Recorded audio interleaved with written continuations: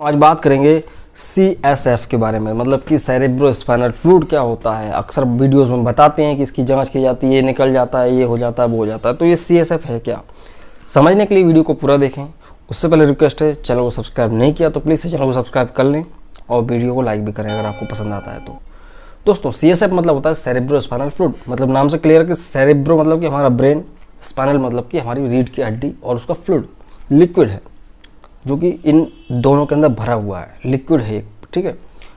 तो जैसा कि हम जानते हैं कि मेनिंजेस होती हैं, ठीक है, मेनिंजेस होती है मतलब कि एक प्रोटेक्टिव लेयर होती है। हमारा जो ब्रेन होता है अंदर, मस्तिष्क खोपड़ी के अंदर, तो वो क्या डायरेक्ट हड्डी के कांटेक्ट में नहीं है, उसके ऊपर कुछ मेनिंजेस हैं, मतलब कि लेयर्स हैं, ठीक है।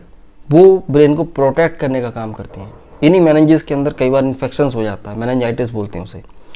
तो मेनिंजेस होती है, आपने देखा होगा मेरी वीडियोस में पहले भी कि ड्यूरामेटर होता है, पाया मैटर होता है, अरेक्नॉइड स्पेस होता है। तो ये जो अरेक्नॉइड स्पेस है, इस वाले लेयर के अंदर ये लिक्विड भरा होता है, ठीक है। लगभग पूरी ब्रेन से लेकर स्पाइनल कॉर्ड तक लगभग 100 से लेकर 200 ml तक हो सकता है एक आदमी के शरीर के अंदर। चिपचिपा होता है, ट्रांसपेरेंट होता है। लिक्विड की बात कर रहे हैं, प्रॉपर्टी क्या है, इसके आजू बाजू देखा जा सकता है।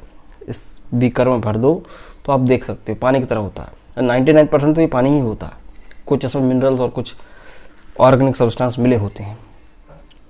तो इसका pH भी 7.3 होता है जो कि अल्कलाइन है, एसिडिक नहीं है।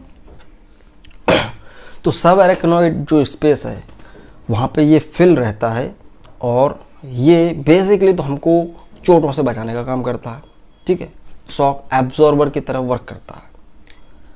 पहले समझते हैं कि ये जब इतना सारा है, इतना इम्पोर्टेंट है, तो ये बनता कहाँ है। हमारा जो ब्रेन होता है, खोपड़ी, उसके ब्रेन के पास कुछ हॉलो स्पेस होते हैं। हॉलो स्पेस मतलब कि कुछ खाली जगह है, जैसे मेडिकल टर्म में बोलते हैं वेंट्रिकल्स, 4 होते हैं। इन चारों में है ये हॉलो स्पेस होते हैं। इन्हीं के अंदर ये प्रोड्यूस होता है, बनता है, ठीक है, डेली बनता है। तो बनता कैसे, ये लंबा प्रक्रिया है। ये जाता कैसे स्पाइनल कॉर्ड तक, ये भी बहुत लंबी प्रक्रिया है। शॉर्ट में आप इतना समझ लो कि जो होलो स्पेस बताया मैंने आपको, वेंट्रिकल्स, उनके अंदर कुछ लाइनिंग्स होती हैं। वो लाइनिंग्स ब्लड कैपिलरीज की होती हैं। एक्चुअल में ब्लड का ही एक, ये ब्लड के द्वारा ही बनता है CSF। तो ब्लड की लाइनिंग्स होती हैं, मतलब ब्लड कैपिलरीज होती हैं, जिन्हें क्या बोलते हैं, कोरोइड फ्लेक्सेस बोलते हैं इन्हें, कोरोइड फ्लेक्सेस। तो इनके द्वारा ये प्रोड्यूस होता है और फिर धीरे धीरे घूमता है, ठीक है। तो ये होता है दोस्तों क्या, CSF। बात करेंगे कि ये काम क्या करता है, इसके फंक्शंस क्या क्या होते हैं। तो देखो, पहला काम है कि भाई न्यूट्रिशन पहुंचाना ब्रेन की सेल्स को, स्पाइनल कॉर्ड की सेल्स को, जो कि स्पाइनल कॉर्ड हमारी रीढ़ के अंदर होती है, जो कि ऑटोइम्यून सिस्टम होता है एक प्रकार का, ठीक है, पेरिफेरल सिस्टम।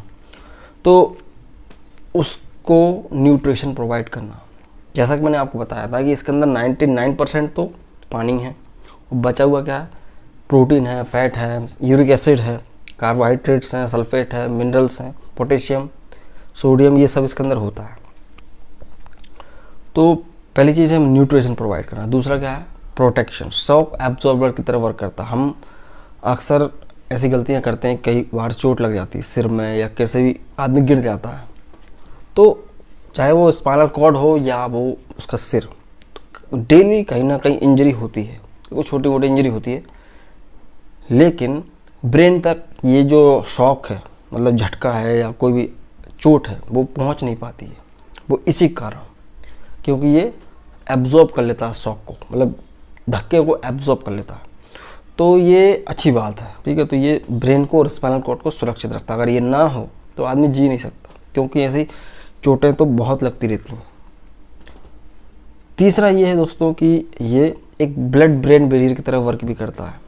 मतलब कि जैसे कि हमने पढ़ा कईयों बार, समझा है कि प्लेसेंटल बैरियर्स होती हैं, मतलब कि बच्चा है उसको सुरक्षा प्रदान कौन करता है, प्लेसेंटा। माँ के शरीर में से कोई भी टॉक्सिन्स बच्चे तक नहीं पहुँचने देता प्लेसेंटा। तो यहाँ पे CSF है, जो कि कोई भी हमारे शरीर के अंदर आप कोई भी दवा खाओ, टॉक्सिन से या जो भी दवा, वो ब्रेन तक नहीं पहुँचने देता, ठीक है। तो ये ब्लड ब्रेन बैरियर्स है। तो आप कुछ भी दवा खाओ, ब्रेन तक हर दवा नहीं पहुँचेगी, ताकि आपका ब्रेन सुरक्षित रहे। जो भी काम करना होगा लिवर किडनी के पास करेगा, जो भी है। नीचे पैरों में करेगा, हाथों में करेगा, जो भी है, लेकिन ब्रेन तक नहीं पहुंचने देता कोई भी टॉक्सिक सब्सटेंस को। तो तीसरा काम बहुत इंपॉर्टेंट है इसका। तो यही इसके कुछ, और एक और होता है इंट्राक्रैनियल प्रेशर को बना के रखना। मतलब कि हमारा जो मस्तिष्क है वो खोपड़ी के अंदर है, तो एक प्रेशर के द्वारा मेंटेन है।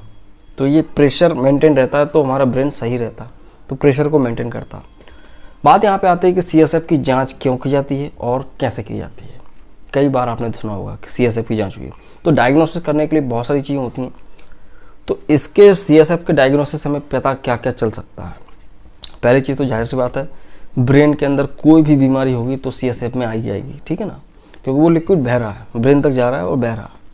तो ब्रेन के अंदर कोई भी बीमारी होगी उससे पता चल जाएगा, जैसे कि इंसेफलोपैथी है, मेनिंजाइटिस है, फंगल इन्फेक्शन हो जाता है, कई बार ट्यूबरक्लोसिस हो जाती है ब्रेन के अंदर, उसका ही पता चल जाता है। या कैंसर या ट्यूमर, कोई ऐसी गठान है, या कोई हेमरेज या कहीं से ब्लीडिंग वगैरह हो रही होगी तो CSF में ब्लीडिंग आ जाएगा, ब्लड के सेल्स मिल जाएंगे। तो यही इसकी कुछ जांच करने से पता चलता है। जांच कैसे करते हैं, कोई सिर को खोल के तो CSF निकालेंगे नहीं। तो जो हमारा जो स्पाइनल कॉर्ड होता है, जिसके कुछ पार्ट्स होते हैं, लंबर, थोरैक्स, सर्वाइकल्स, कॉक्सी, ये सब, तो इसमें जो लंबर वाला हिस्सा है उसका L3 और L4, अगर आप यहाँ फोटो में देख पा रहे होंगे तो आपको पता चल जाएगा। ये सॉकेट्स होती हैं, वर्टिब्रास के सॉकेट्स होते हैं, उनके नाम है L3 और L4। इनके दोनों के बीच से निडल होता है, उसको घुसा के लंबर को पंचर किया जाता है, फिर वहाँ से लिक्विड को ले लिया जाता है, ठीक है। लगभग आधे घंटे में लिक्विड आने लगता है और टेस्ट ट्यूब भरा जाता है, फिर उसकी जांच की जाती है नॉर्मली, ठीक। तो ये है दोस्तों क्या CSF, जो कि बहुत इंपॉर्टेंट है, इसकी जांच से हमें पता चलता है, यही बता दी मैंने आपको। तो आई थिंक आप समझ गए होंगे। समझ में आया तो प्लीज़ लाइक करें, अगर आप हमारे चैनल पर नए तो चैनल को सब्सक्राइब करें, ऐसा ही वीडियो आपको समय समय पर मिलते रहेंगे।